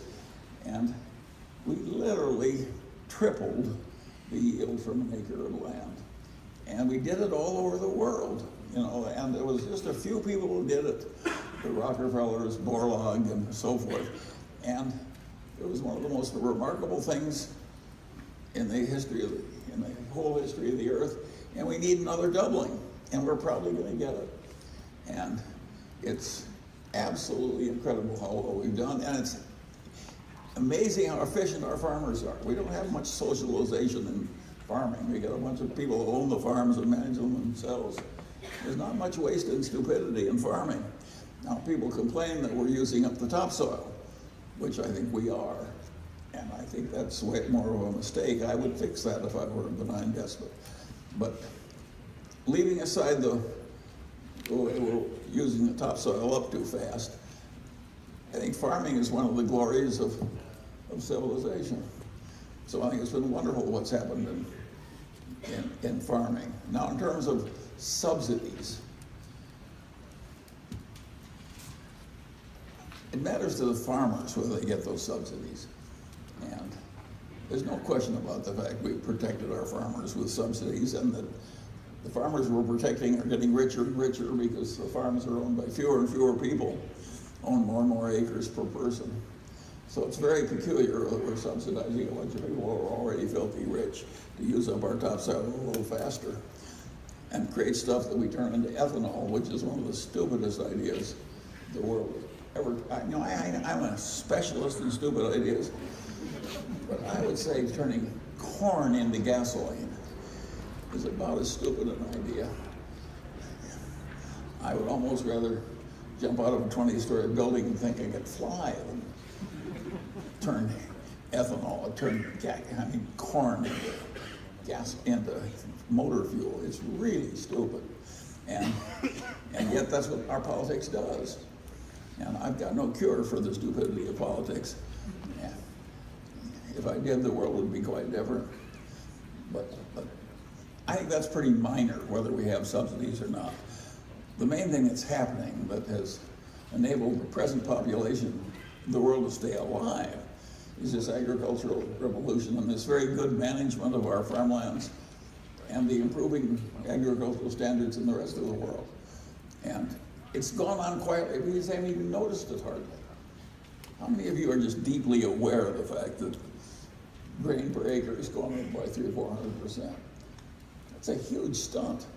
And by the way, if you take those miracle seeds and don't use hydrocarbons, the yields are lousy. We're feeding ourselves because we know how to turn oil into food. That's one of the reasons I want to hold on to the oil. Something that can be turned into food is quite basic. And so I don't mind conserving the oil instead of producing every last drop as fast as one can. And it's odd that my idea hasn't spread to more other people. I may have 3 or 4 people who agree with me in this room, but you're a bunch of admirers. And the rest of the world, I'm all alone.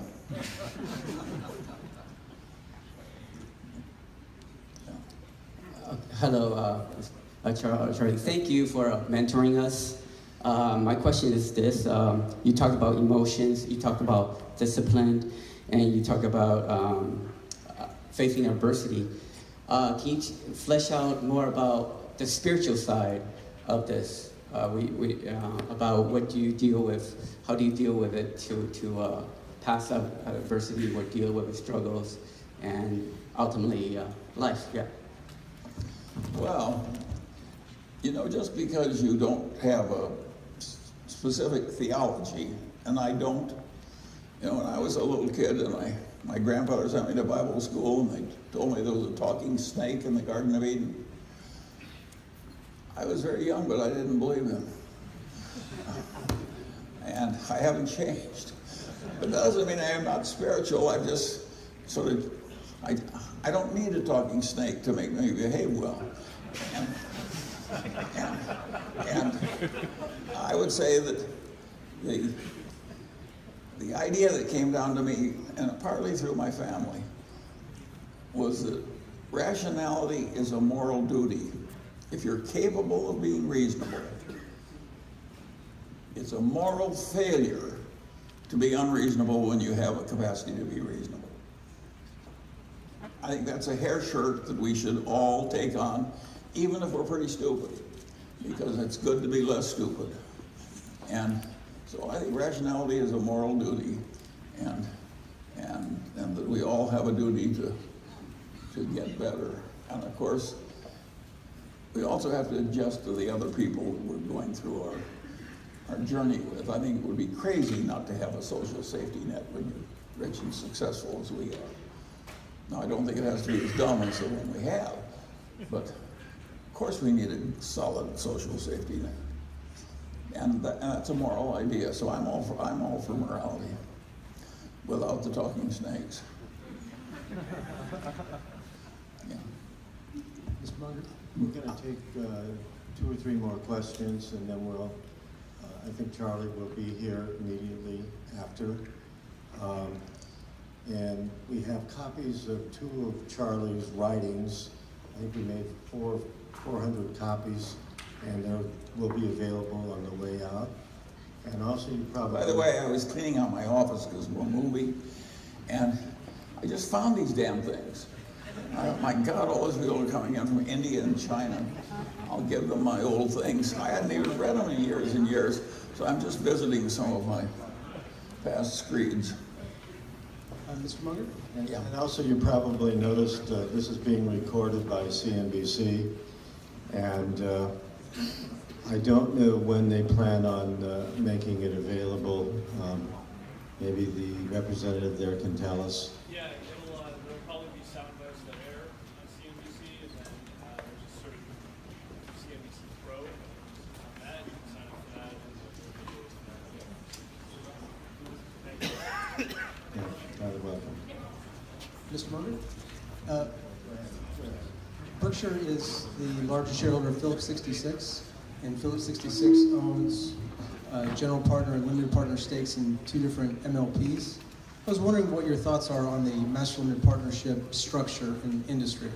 And also, I was wondering if you had any preliminary thoughts on the proposed border adjustment tax. Well, we don't, look, let me take the last question first. We do not know what the border adjustment tax is. I don't think the people who are proposing it know what it is. And I don't think Trump and the Republicans in Congress have agreed on anything. So I think we're just talking about, but do I think that some deep revision of the tax system might be a very good idea? The answer is yes. Do I think we should rely on consumption tax more? The answer is yes. Do I really care if somebody piles up a lot of money and leaves it to some foundation? That's not my idea of a big evil. If the people want to live high in their private airplanes and their $300 dinner checks, I'm all for taxing the people who are living high. But so I like the idea of bigger consumption taxes, and I think there's a lot to be said for a different kind of a tax structure.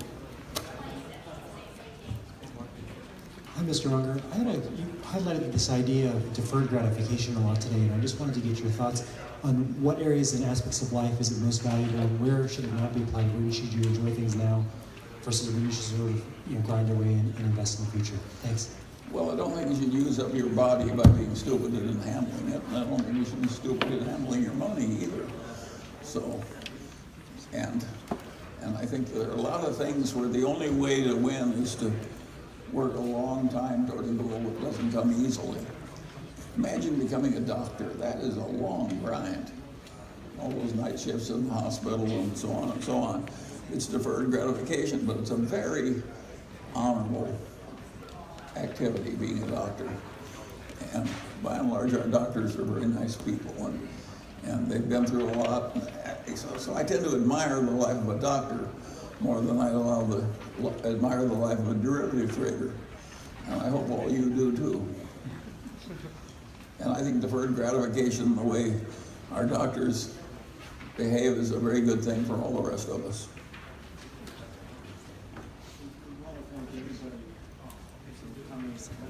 Hello. Mr. Munger, this is Simran here. Thanks for your generosity. I had a very general question about circle of competence and science of hitting. How do you know its limit?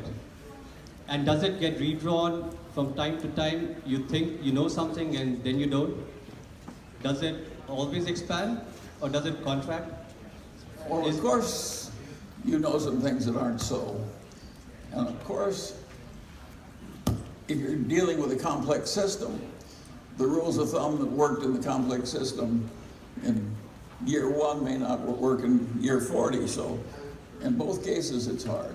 The laws of physics you can count on, but the rules of thumb in a complex civilization changes as the civilization changes. And so you have to live with both kinds of uncertainty and you have to work along with it. It's not a bad thing, it's interesting. We're all the same. Who would want to live in a state of sameness? You might as well be dead. I